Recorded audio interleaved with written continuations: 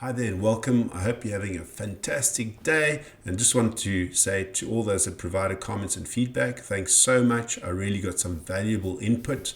One which was the microphone was a bit soft, so hopefully it's a lot better this time, but that's how we improve, and I really appreciate it. This particular one, what I'm going to be talking about is getting something new going. It's something close to my heart, especially in the startup space and the innovation space. And I'm going to keep it very short and very brief, get straight to the point. There might be some touch points on the last one, similarities in terms of patterns, data points, keeping yourself in a neutral state of mind, but it's really about the heart and mind connection and how to get going. Thanks again. Really appreciate the feedback. Any comments, please drop them below. Let's go.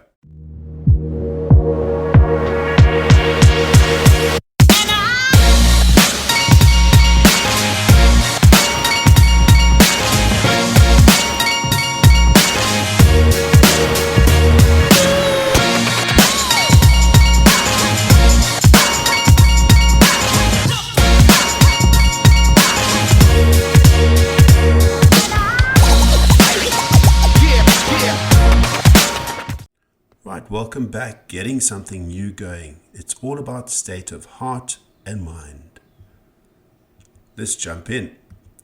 So what we'll be covering is current state, what that actually means, recalibration, how to do it, get going, and then finally checking in. Current state. Now I'm sure you felt at some point stress, anxiety, fear, and then you'll relate to the fact that you can't think creatively. Your higher brain functionality shuts down. It's what they call fight, flight, freeze mode, right? And that state is probably where a lot of people get stuck sometimes because they can't bring it down or can't get themselves back into a normal state. That's where relaxation, meditation helps a lot, and doing some exercise. I found that when I can get myself back in a state where my adrenaline's dropped, cortisol levels have dropped, the heart-mind connection kicks back in. And how it actually works is really fascinating. The heart actually becomes irregular in its beat, which sends a signal to the brain to shut down its higher brain functionality. Then exercise, meditation, as I said, very important, help you bring yourself back into balance. Address any data points which I mentioned in the previous podcast, making sure that you're not stuck in a data set that keeps looping. And then rest, take care of yourself. We all need to take care of ourselves. Recalibrate, what does it actually mean? Change routines to be more aligned. So if you're finding that your routine's really wearing you out, that obviously it's not working, change something. Try circadian rhythm, diet, lifestyle. You know, for thousands of years, we'd go to sleep when the sun went down and then wake up when the sun came up. If you go outside early hours of the morning, you'll hear the birds tweeting and nature wakes up. That's the circadian rhythm of the planet. We've since then had a lot of artificial intervention. Obviously, we've got lights, we stay up late, we don't get enough sleep sometimes, and our circadian rhythms go out of balance. So take a fresh look at that and see how you can adjust so that you feel fresh and ready to tackle the day the next morning. Melatonin is the sleep hormone that kicks in when the sun goes down naturally, makes us sleepy and tired. Very important to try and get back into that cycle. Discipline and routine. Again, doing this once or twice is not enough. You've got to figure it out over a couple of weeks and just watch the patterns, which is why my last point is all around check-in. Get going. Okay, so now let's get going. We've thought about it. We've got a plan of action. Gratitude, meditate, set the pattern rhythm for the day. This only takes 5 minutes. I know I've mentioned this before, but I cannot overemphasize this enough. It really sets your pattern for the day. Be kind. What does that actually mean?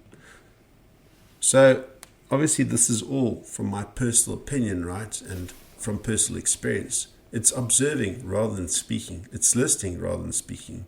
Non-judgment. So when stuff's happening, try and be open to why it's happening and how you can learn from it and how you can rather observe it and move past it, or move within it to move past it. But when somebody's walking down the road and something happens and they react in a certain way, and you start feeling quite angry about it, that's a normal reaction, I understand. But the trick is to try and bring yourself back into a balanced state of mind as fast as possible. So maybe that person's just having a really bad day, and that happens to everybody, right? So let's try not to judge and try and understand a little bit better. I think that'll go a long way in solving a lot of the issues that we're seeing around us and within us. Creative process comes from neutral zone. So what does that mean? Again, if you're judging and you're in a not a great state of mind, it's not a neutral zone. It's a space that's going to taint your creative process. As I mentioned right in the beginning, when you're in a relaxed state of mind and the adrenaline's not flowing, the cortisol's not flowing in your body, and it's all in balance, and it's kind of that feeling of when you're on holiday, you might be on the beach, you might be somewhere in nature, spending time with great friends, and you feel relaxed and suddenly the ideas are flowing.